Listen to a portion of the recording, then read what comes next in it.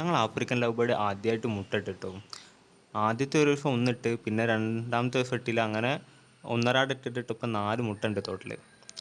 അവരില്ലാത്ത gap നോക്കിയിട്ട് ഞാൻ കൂട്ടിലേക്ക് ഏന്തി നോക്കിയാൽ അവർ 4 മുട്ട കാണുന്നുണ്ട്. മുട്ട ഇട്ടിട്ടുണ്ടെങ്കിൽ അന്നേരം ഞങ്ങൾ വിളിക്കൂ, ഒരു ഒച്ചയും പാടിട്ട് അങ്ങോട്ടും ഇങ്ങോട്ടും പാഞ്ഞൊക്കെ കഴിക്കുകയും ചെയ്യും. നമ്മൾ ശ്രദ്ധിക്കുന്നില്ല, നമ്മളെ തിരക്കിലാണല്ലോ. പെണ്ണവിടെ ഇരിക്കുകയാണെങ്കിലും ആണാണ് തിന്നാനൊക്കെ കൊടുക്കാം.